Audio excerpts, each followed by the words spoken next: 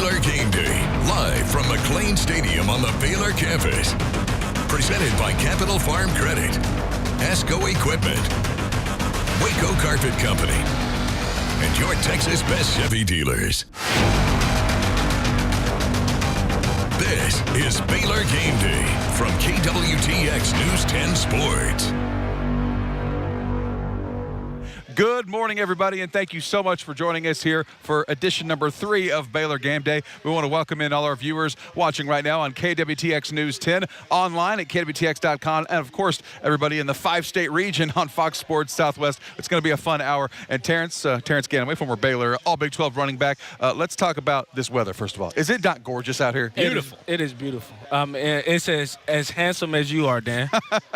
So it's just so-so? No, it is excellent weather. I love it. All right, good stuff. All right, like I said, we've got a packed show for the next hour. We hope you enjoy it. Let's take a look at some of the things that are going to be coming on the show today.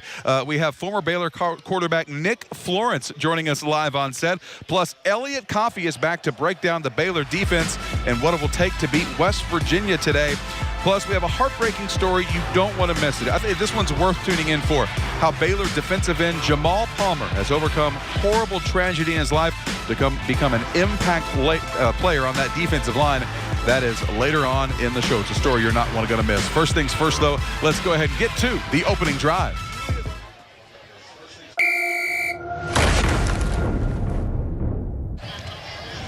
Yeah, I am really excited about Taylor Young.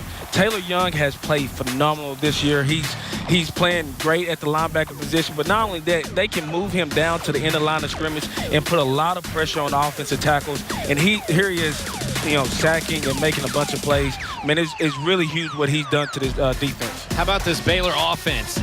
Even in Baylor terms, they're playing ridiculous right now. 725 yards a game, over 60 points a game. Can they keep it up against a West Virginia defense that will be the best defense they've faced all year? That's not saying a whole lot because West Virginia hasn't played much, but right now they're first in scoring defense, second in total defense in the Big 12, so it's easily going to be the best defense the Baylor offense has faced. I want to talk about that Baylor defensive line. The Bears, they got some guys up in that unit that will be playing on Sunday. Sean Oakman, Andrew Billings, Jamal Palmer, Bo Blackshear from Midway High, and KJ Smith. That 5-man rotation has combined for 152 career games, 409 tackles, 109.5 tackles for loss, and 40 sacks.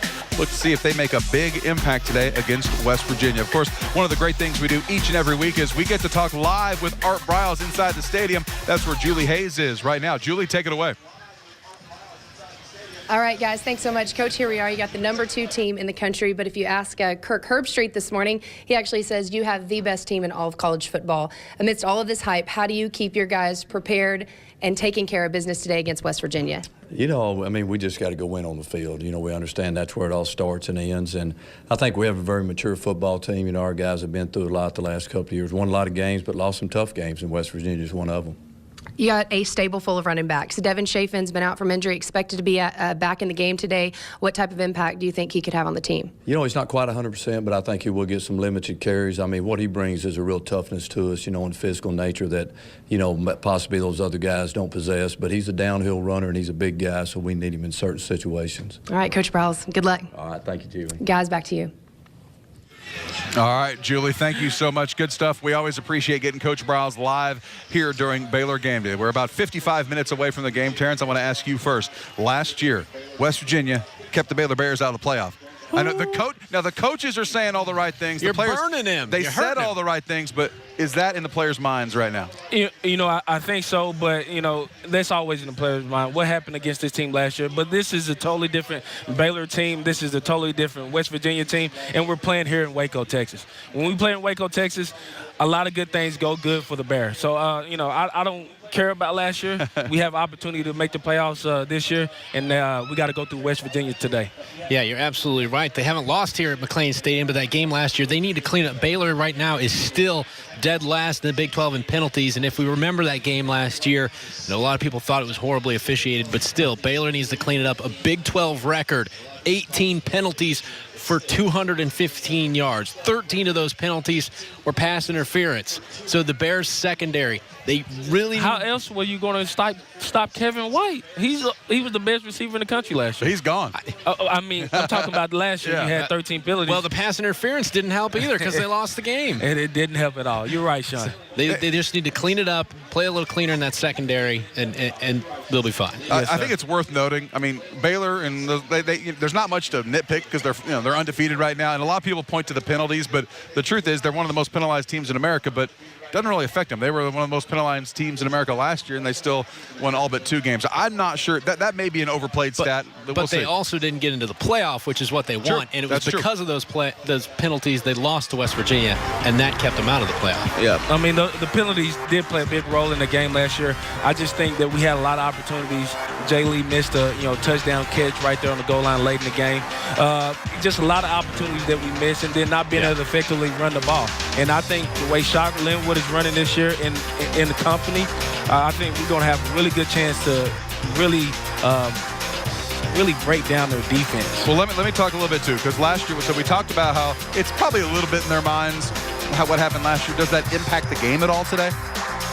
No, not at all. I mean, you think about it, but once the game starts, you forget about everything else except what's the next play. Sure. I mean, that's the mentality of Baylor football, and that's what Coach Browse is going to tell those guys right before they walk out. And I mean, you look, West Virginia, Clint Trickett's gone. As you said, Kevin White, almost an unstoppable receiver. He's gone. So the offense looks a lot different this year. Their leading running back, he's out with he's banged up with an ankle injury, so he may not be his full self. Plus, West Virginia, in their 2 Big 12 games, their last 2 games, they've been outscored 41-9 in the first half. So if Baylor gets off to a quick start, which I think we've seen them do that before. Sure. If they get out to a quick start, this one could be out of hand early, but they need to score quickly and score early and put West Virginia on the back of their heels. Still, it's good to see Baylor after, kind of that cream puff road to start the year, to see them playing some teams that can at least compete with them athletically. We're certainly looking forward to seeing that game. Starts in less than an hour this morning. Okay, coming up here on Baylor Game Day, like we said, we still have a ton to get to. Former Baylor linebacker Elliot Coffey is back. He's breaking things down. It's a cup of coffee time. He's going to talk about how the Bears can avoid those costly pass interference calls this year. And later, you do not want to miss the powerful story of how Jamal Palmer has turned tragedy into inspiration. Plus, Baylor President Judge Ken Starr joins us live on set. Last time he was here, the weather didn't exactly cooperate. It was nasty. That's all I'm going to say. And as always, you can catch Baylor Game Day online each and every week. The Bears play at home. We're streaming at KWTX.com. You are watching Baylor Game Day. Welcome back to Baylor Game Day. We've got a very special guest coming on the show this afternoon, Judge Ken Starr. Before we get him out, let's go through his resume a little bit. He's been here since 2010, and here's some of the things that have happened while he's been here. He was, of course, the Baylor Athletic Department has really flourished. They've had 28 Big 12 team championships since he's been here, 3 national team championships, also 7 new athletic facilities and improvements to countless others. Baylor has seen record enrollment, and Baylor athletes have the highest graduation rate in the Big 12, and we're lucky enough to have him join us right now. Judge Ken Starr, thanks for coming in. Hey, it's great to be here. Sick 'em Bears. Those stats have to sound pretty good, don't they? Oh, they sound great. And it's all we can always do better. Exactly. Oh, you got to be hungry. That's right. Let's talk about athletics first of all. Okay. This is, of course, Baylor Game Day. We're talking football here. What does a good athletic department, a good football program, do for the entire university? All boats rise. This is our front porch, and it is very important for all of our 19 wonderful teams to do well. But I'll just tell you, football is so terribly important. Here's a guy who can attest to that.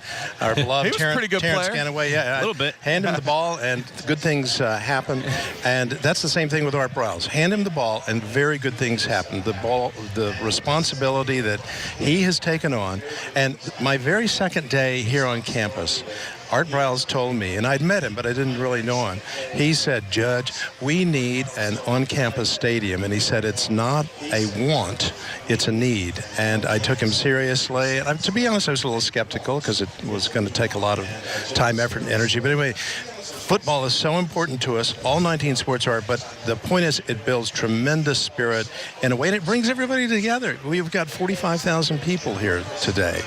And so it's just, there's nothing like it. It's great. It is. And Judge, we celebrated the opening of that stadium. It was our first Baylor Game Day show last year. You joined us for that. I'm not sure if you remember. I know we've got video of it. it was not quite like this out. The weather was not like this. Do you recall the downpour? I mean, all of us were soaking wet. We were glad you stuck with us in the rain. Hey, you guys were tough. I was under the tent, but I came in, and what I saw and waiting to come on board was you guys the water was pouring down your backs, and you were really tough. Hey, you're team players, you're tough. But yeah, I do remember very vividly. I wanted to rain, but not today. Yeah, it feels a little better today. Oh, this is perfect football weather. Yeah, the type of rain we're going to get today, West Virginia's not going to like it. I like the way G-Way talks. We call him G-Way, but we love our Terrence Ganaway. So I got a quick question. Yes, sir. All these accolades, do they pay you enough? No, absolutely not. I mean, right, Big 12 call the Board of championships, Regents. National championships. Yeah, we got to get them on the phone. Maybe we should get one of those guys next week. No, I'm very happy here, very thankful to be here. But athletics is our front porch, and we're just thankful that under Ian McCaw's leadership, it's victory with integrity. All right, since we've got you here, how about a little scoop? Maybe is there any kind of scoop you can give us? What's something new coming to Baylor or the Baylor Athletic Department that our viewers would like to hear about? Well, I tell you, you really need to see the new Athletic Nutrition Center. Okay, the bank over there? The bank. Yeah. It is so great. You can't get money there, but you get great, nutritious food. And G-Way will attest, we did not take good care of our student athletes, but it wasn't our fault, to be honest, because the NCAA had such strict rules, and they've lifted a lot of those rules and made it so that we can really take care of our wonderful student athletes who give us so much energy and dedication and effort. And by golly, we should be able to take care of them through proper nutrition. And we weren't able to, but now we can, and we're so happy. All 19 sports are going to avail themselves of that. We're very, very happy. Former student athletes can go partake in that now, right? For a price. Yeah. Sorry, Terrence, I tried. There is no free lunch. but seriously, this is so great. I mean, think of Laquan McGowan. Think of his nutrition needs, but you said, okay, well, that's a pretty unusual case. Fair enough. But the energy level of all of our students, think of a cross-country runner. Yeah. Men's, women's cross-country. They need to be taken care of in terms of their nutrition. So at Baylor, we care about our student athletes spiritually, academically, but we also want to help them take care of themselves. All right, Judge Ken Starr, we appreciate you making some time coming out. Hey, my pleasure. Go enjoy the game, all right? Sick 'em Bears. Indeed. All right. We want to talk a little bit of weather. For the first time at a Baylor game day this year, we can actually talk about nice weather. Is it going to stay this way? Let's go ahead and head on over to Brady Taylor, News 10 meteorologist, to get a look at what we can expect today. Brady? Yeah, I tell you guys, a pretty day for a little breakfast on the banks of the Brazos. Sometimes these 11 a.m. games aren't a lot of fun, but we're trading it off for some gorgeous football weather. Temperature's been nice and cool, sunny skies, low humidity rates, even got a little breeze out here. And we'll be in the 70s by the time the game kicks off for that 11 a.m. kickoff between the Bears and the West Virginia. Temperatures will climb gradually as the games go up. We should see high temperatures today make it into the 80s for us. Shouldn't be a bad day after a week of record-breaking heat. We're going to see temperatures today could be nearly 15 degrees cooler than they were earlier in the week. So a gorgeous day if you're going to be here watching the game. Watching at home should be a nice day. Going to be pretty weather all across Central Texas and no real worries about the weather. And a reminder of getting ready for homecoming next week. You can always check out your full forecast throughout the week at kwtx.com. We got the band coming across the pedestrian bridge heading towards the stadium. So everything kind of getting rolling, getting ready to go. I tell you again, guys, we couldn't ask for much better weather. Going to be a gorgeous day inside of McLean Stadium. Well, good stuff, Brady. That is awesome to see. Good weather forecast. We knew you'd bring us a little good weather. That's Brady Taylor, News 10 meteorologist. As we go to break, we want to remind you can get all kinds of great exclusive content from Baylor Game Day at our website, kwtx.com, including an interview with today's game sponsor, TXU Energy. Madison Adams spent some time with them. You can see that online at kwtx.com. Baylor Game Day will return after this. I'm Governor Abbott of the great state of Texas, and you are watching Baylor Game Day. All right, now time to take a look inside the vault. Back in 2012, the Bears visited Morgantown, the very first matchup between these two teams, and my goodness, it was entertaining. Baylor, 700 yards of offense. West Virginia, 800 yards of offense. Nick Florence, all he did was pass for 581 yards. Baylor lost a wild game, 70-63. We could only be so lucky if it'll be that exciting inside McLean Stadium in a little bit. We have a segment we're bringing back this week. We call it Cup of Coffee. Baylor All-Star, big-time player Elliot Coffey We got crazy fans back here. We got everybody. It's a good day, right? It's a good day. They're chanting for us. That's good stuff. It means Baylor Game Day is making it. This is called Cup of Coffee. Yeah. So what are we going to be talking about today? All right, so we're going to do what we do every week, and that's break down an area of the Baylor defense that needs to be ironed out in order for them to become a championship caliber defense. What we're going to focus on specifically this week is getting pressure on the quarterback and getting off the field on third down. So we can cue the first tape there. So what we're looking at, and we're going to go back to school with this one. We're going to go to linebacking 101. Play the run first. Okay. West Virginia knows that. You have Taylor Young and Bryce Hager highlighted here. And so the guys look over, and they miss their key. Their key is that Taylor White has a green dog. He's man-to-man on the running back, and he needs to blitz as soon as he realizes that he's blocking. By missing that timing, Trickett delivers the ball and pass interference on X Howard instead of getting a quarterback pressure. So back to the field. We're going to sit here and we're going to check this out. We got some good-looking athletes. We do have some good-looking athletes. Some very good-looking athletes. We do. All right. Terrence gets to be quarterback today. Terrence is the best. Hey, Terrence didn't want to be quarterback last week, but Terrence, you get quarterback this week. All right, so Sean's our running back. What we're going to do is we're going to imagine that we have Kevin White coming in motion here. When your lineup is Taylor Young, you can peek out of the corner of your eye. You can peek, but you can't look, because at the snap, when you're peeking, you need to realize that it's a run threat, and as soon as he's not running, you need to break through, and you need to go ahead and get to the quarterback and disrupt the timing of the play. That's the first thing that I saw. So the second thing that we're going to go over is we're going to go over that D-line. Like I said, pressure the quarterback. We're going to see what happens when you do things right. So you can cue that second tape. So what we have here is seldom do you see a really good defense that doesn't have a disruptive front four. Whether it's Open, whether it's Billings, whether it's Palmer, we have that. Sure. But the guy that I'm going to talk about today is actually the unsung hero of this Baylor defense. That's number 95, Bo Blackshear. Here in this play, you see Bo release off the line unblocked. And Bo is like a bat out of you-know-what, headed towards Clint Trickett. And Bo completely disrupts the play. He flushes him out of the pocket, and it forces Trickett to throw an ill-advised pass off his back foot that turns into an X Howard interception instead of an X Howard pass interference. That's the most important thing that I think to see right there. So the 2 points that I made and the 2 points that are imperative for this defense to become a championship caliber defense: make stops on third down, pressure the quarterback. Those are the two things. Good things happen when the QB doesn't feel comfortable, right? Really, really good things happen when you have a quarterback that's all flustered and stuff like that. All right, so we want y'all's input. We want to hear what you want to hear from Mr. Coffee here, Cup of Coffee. How can they get in touch with you? All right, so my Twitter handle is @YUNGCOFF. It's on the screen.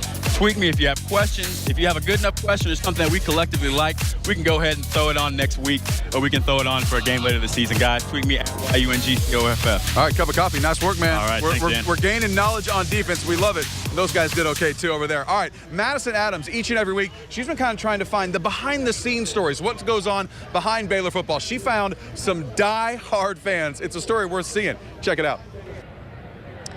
Well, guys, there is a father and son duo that will be at every single game this season. Home or away, they see road games as the opportunity for a road trip as father and son.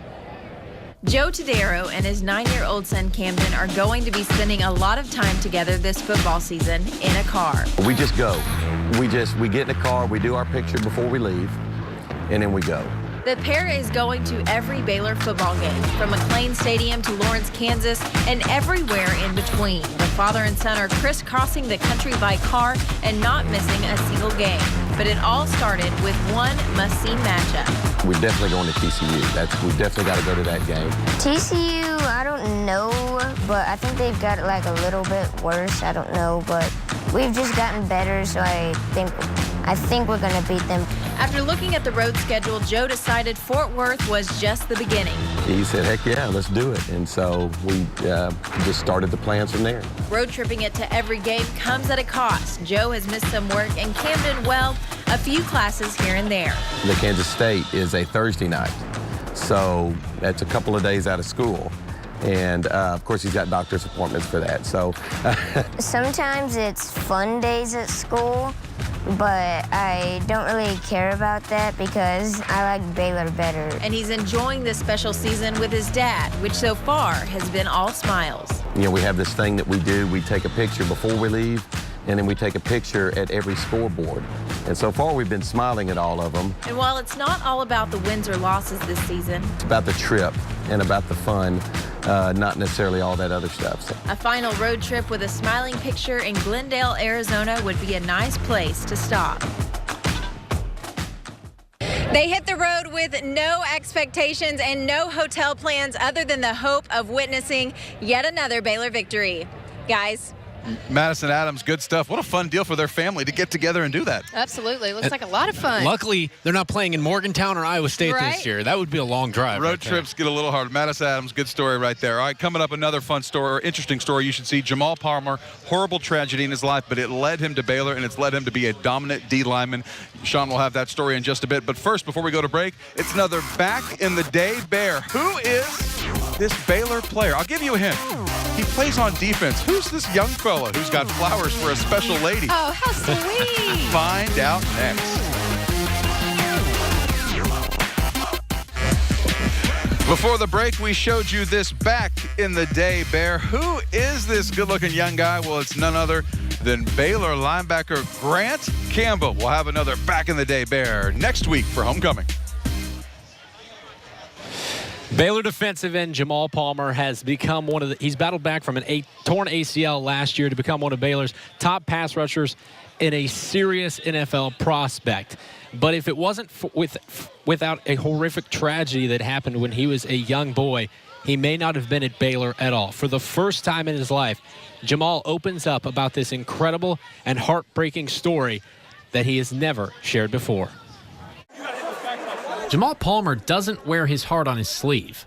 He wears it instead under his eyes. I just wear everything just as motivation for me and what I play football for. 35-year-old Edith Kendrick was... In 1999, Jamal was 5 years old when a violent crime tore apart his life. His mom was murdered when her ex-boyfriend, Robert Hudson, broke into their Dallas area apartment and stabbed her multiple times. The attack was allegedly committed... Hudson was sentenced to death, which sounded just about right to Jamal. I had a lot of grudge towards, anger towards her. I just wanted to do something to defend my mother and, make up for what I had lost. Understandably angry, Jamal moved in with his grandma, who, he says, taught him remarkable grace. She made sure Jamal stayed in school, practiced football, and went to church. And it was there he decided to forgive his mom's killer.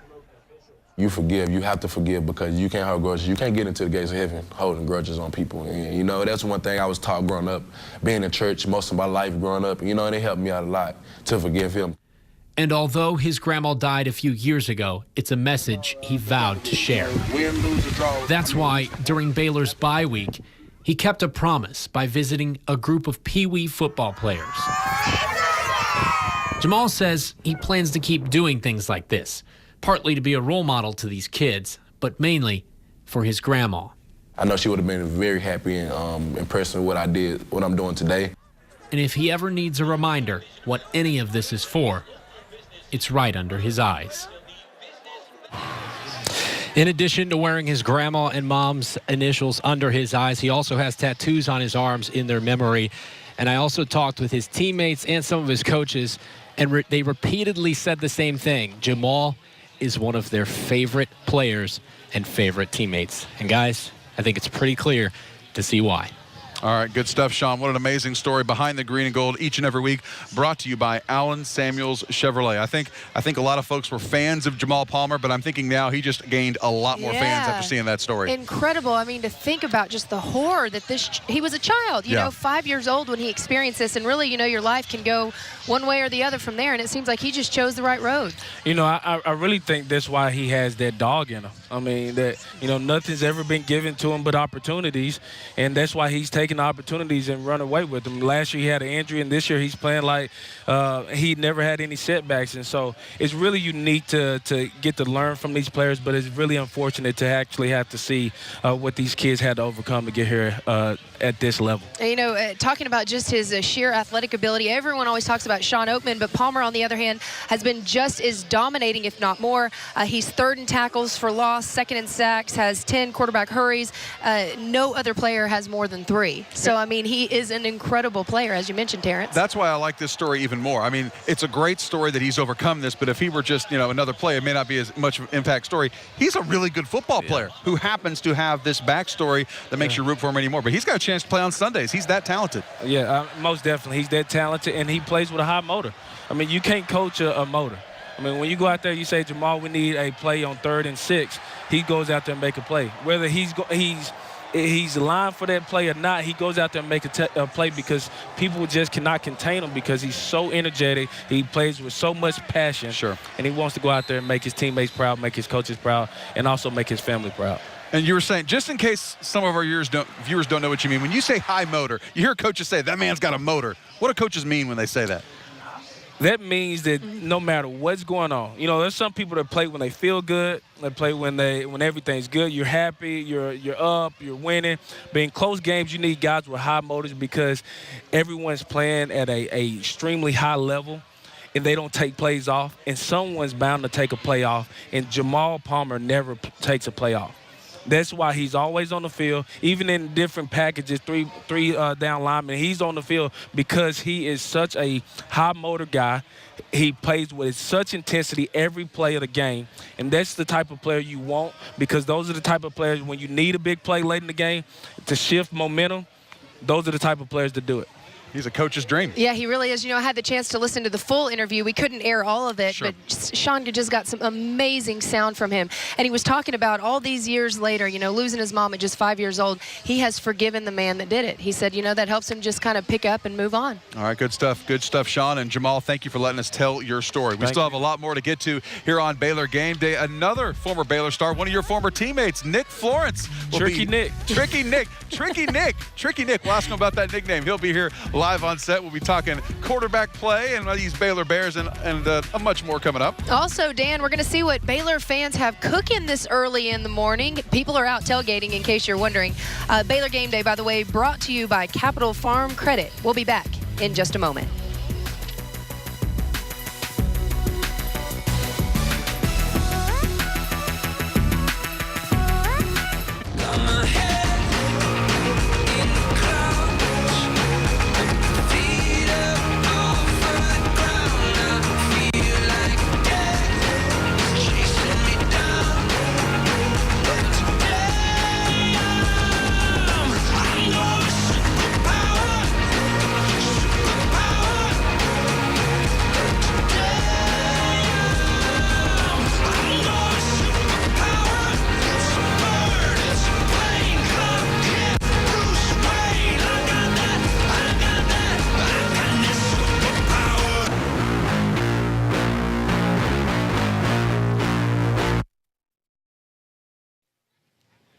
All right, welcome back to Baylor Game Day, everyone. Our next guest is all over the Baylor record books. Nick Florence set a Baylor passing record for yards in a game with 581 against West Virginia back in 2012. Also a record most passing yards in a season, 4,309, and his 33 touchdown passes that year is the second best in BU history. Former Baylor quarterback Nick Florence joining us now live on set. What's his name again, Terrence? Tricky Nick. Wow, Tricky did you Nick. really just pull that out of the bag? Tricky Nick. Well, let's just start with that. Where did Tricky Nick come from? Well, we need to ask Coach Browse that question because I still don't know. I think Nick, he you know the guys that you play ball with and you don't think they're very good, and then they they kind of downplay themselves and then they go out there and hit you for 600 yards. I mean he's tricking everyone. I'm going to take it as a compliment. I think it is. Everyone go out there and be like, oh, it's Nick Florence. He's not Robert Griffin. Then next thing you know, boom, record books, here we come. It's like the old guy at the gym with the knee braces, but he can still ball a little bit. All right, let's talk about this game a little bit.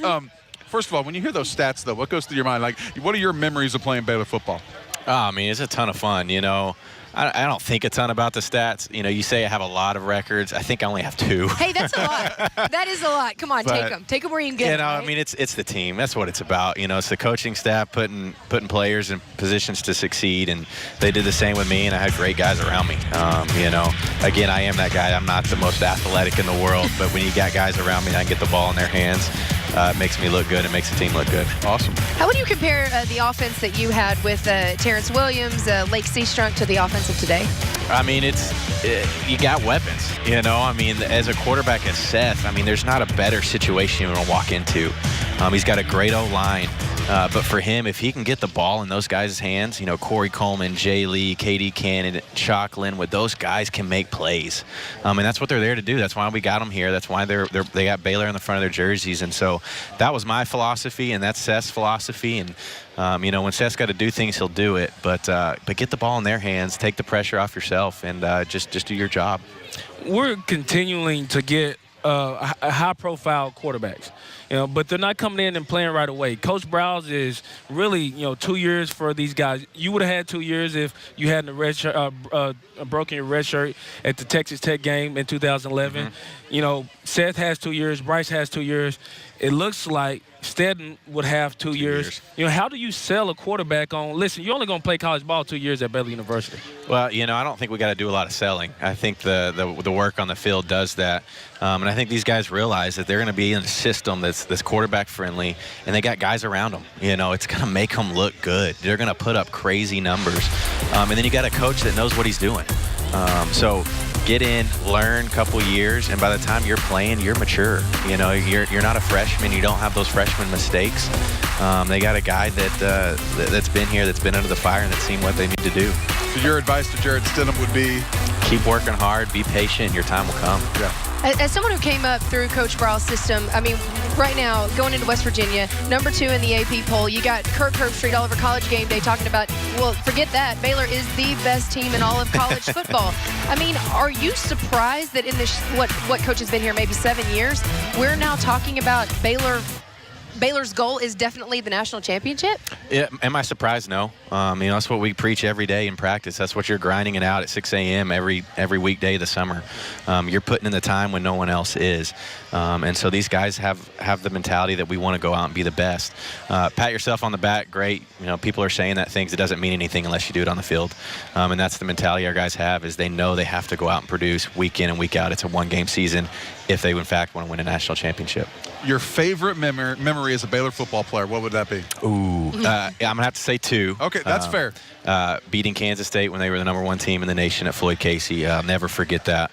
And then going out to San Diego and tearing up some UCLA. You guys, and you ran the ball all over him that day. It's great. Again, as a quarterback, if I can hand it off, I'm a happy man. Nick, before we let you go, I know a lot of people might be wondering, because we were all hoping that you would go pro, you made the decision to not, even though I think there's no doubt you could have played in the NFL. Tell us what you're doing these days. Working for Baylor University, doing development for the university in athletics, having a blast, having a ton of fun. My wife and I live here in Waco. We have a little girl on the way in January. Congrats. So living the dream. That's what I tell people. I'm living the dream. All right. He's raising money so we get even more facilities like this, right? That's right. That's right. Good stuff, Nick. Thanks for coming on. Appreciate it. Thanks for having me. Baylor University. Former Baylor quarterback Nick Florence. Good stuff each time we have him on. Now, as promised, this show isn't just about football. We talk a little food as well. Madison Adams, rough gig for her. Once again, we told her, go out there, find a cool tailgating spot. Here's her food find report. Hey guys, I'm here with another food find of the week at the Baylor Army Graduate Tailgate. And this game is a little bit earlier than most, so instead of VTEX Gut Packs this week, we are featuring breakfast tacos. So I'm here with Diane Hunt and Colonel Scott Schaefer. And, why did y'all decide to serve breakfast tacos this morning? Well, for one, the game was a lot earlier than what we thought. And so we wanted something that would be substantial for everyone to get through the morning and at least get through the first half of the game.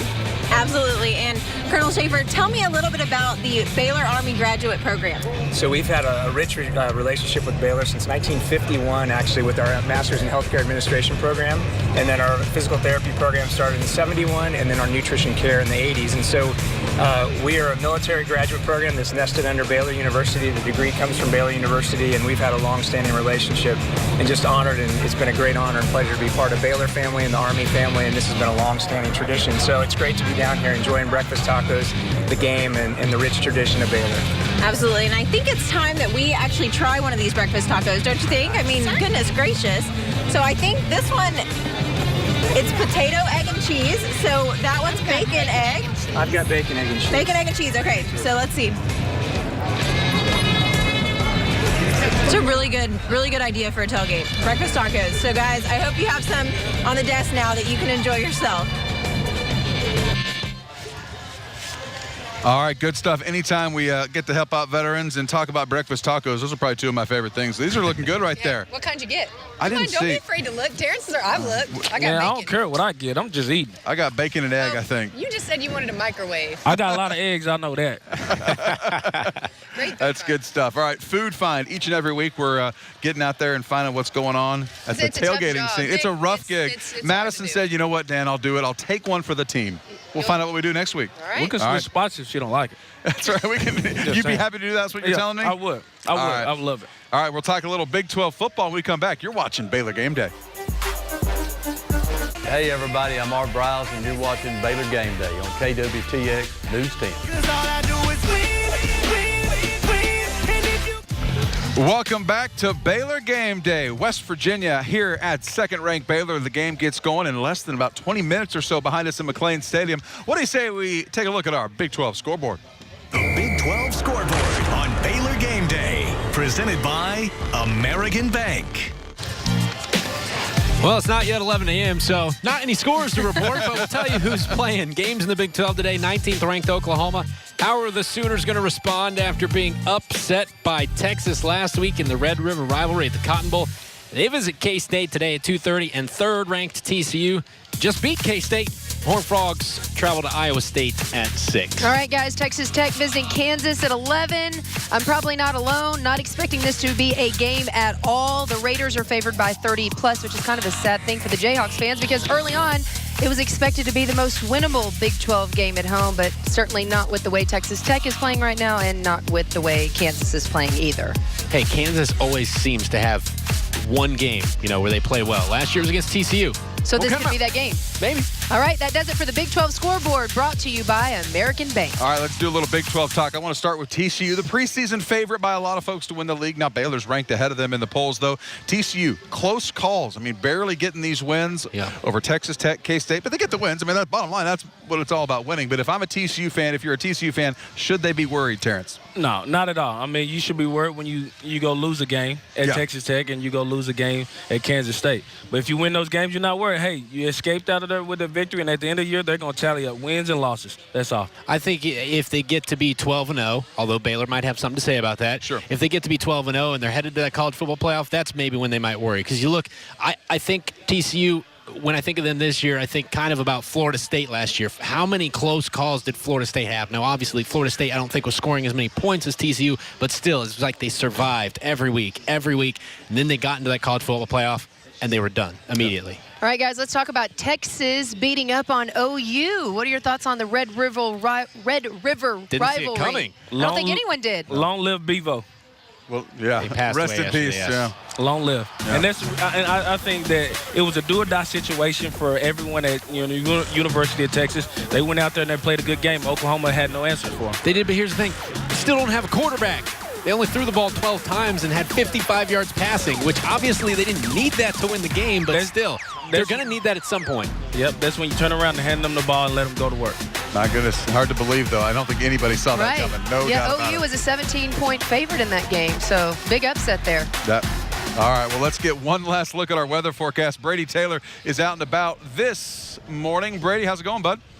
Oh, man, going good. I just heard the national anthem from inside the stadium, so we're getting close to game time. And, man, if we hold on to this nice little breeze, it's going to be some beautiful weather. Sunbathed McLean Stadium. Temperatures this morning settled in the 70s right here about kickoff time. We should see highs in the low 80s, which is very seasonable, very normal for this time of year, and nowhere near as hot as the temperatures have been earlier this week. So we lucked out. It's going to be the prettiest game we've seen so far for the home schedule for the Bears. And it looks like it's going to be a beautiful day. Weather shouldn't have any impact on the gameplay. Should make for a comfortable day for folks sitting at the stadium. And if you're looking ahead to the homecoming game, reminder, you can get all the latest at KWTX.com. It looks like it's going to be some nice weather here at McLean for the game today, guys.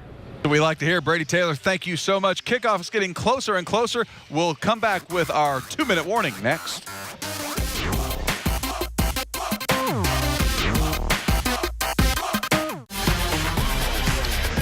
Second-ranked Baylor in West Virginia just minutes away, so we want to finish up Baylor Game Day with our 2-minute warning.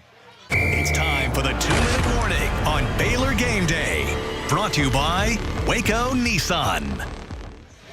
All right, guys, here's what I want to know. Can Baylor, who is in uncharted waters, ranked number 2 in the country, actually stay focused on winning the ball game today? I mean, last year, same kind of story, lots of momentum heading up into West Virginia, and look what happened. So with all of the hype around the game, I'm just anxious to see, can they take care of business today? Is the camera on my face? Please let... There's no way in the world that we're not going to be focused and we're not about to whoop West Virginia up and down this field. Camera on my face, this is a serious look. Serious business now. Yeah, we're focused, we're ready to play. That's your serious look. So you're talking about a major victory here, like by how many, Terrence? Are we already doing predictions? Hey, I am. Might as well. Okay, I'm going to go 66-28. Maybe 27. Wow. And that leads to my point is, can the Baylor offense keep this going? They're putting up 725 yards a game, which is unheard of going into your 6th game of the year. More than 60 points a game. Seth Russell, I asked him earlier in the week, you guys surely got to hit a brick wall at some point. He said, no, we're not. I said, well, then you're at your ceiling, aren't you? And he said, no, we're just finally starting to put things together. If they're starting to put things together, what are we going to see? I don't know. They're not going to hit a brick wall because they never played 4 quarters. And they're going 66 points in the first half. So, I mean, West Virginia has... That's against Kansas. West Virginia has no answers for what Baylor's about to do to them offensively. The best thing they can do is try to run the ball and keep their keep our offense SMU, Lamar, Rice. And I don't care if it's against the decapitated Dallas Cowboys right now. No one can stop our offense, and we're going to run. Hey, bold prediction by write Terrence. this down. Decapitated. Did you get that? Right, and did you get that? Did you get the camera on his face? Yeah, it got to be serious. Okay, good. All right, for me, what I want to see is I want to see Seth Russell against a team that's actually going to pressure him. He's going to be put in some uncomfortable situations today. How's he going to react? My guess is pretty well, because he's been coached up by Art Browse and crew, but he's going to be put in uncomfortable situations, and that's what defenses try to do, right? They do that unless you have a good run game. Because if you have a good run game, you don't get in those obvious pass downs, and they don't have obvious pass blitzes. If we run the ball well today with our running backs, I don't think you ever get in the 3rd and long where you have to pass the ball. Everyone knows you're passing. The defensive line pin back their ears. And the one thing that might hurt West Virginia is Carl Joseph, who was arguably or easily their best defender and possibly the Big 12 Defensive Player of the Year. He's done. He had knee surgery this past week. He's done for the season, so that could really hurt West Virginia in the secondary today. All right, don't forget, we will be back here at the exact same time and place next week for homecoming. Baylor, Iowa State. Game day will start at 10 a.m. once again on KWTX and Fox Sports Southwest. Also, 2-minute warning. Here's a look at our sponsor right here, brought to you each and every week by Waco Nissan, I believe. Good stuff right there. Thank you to all our sponsors for making this show happen. Guys, y'all have fun? Yeah, I did. Hey, a little good early, stuff. but you know. All right, that's right. Enjoy the game, everybody.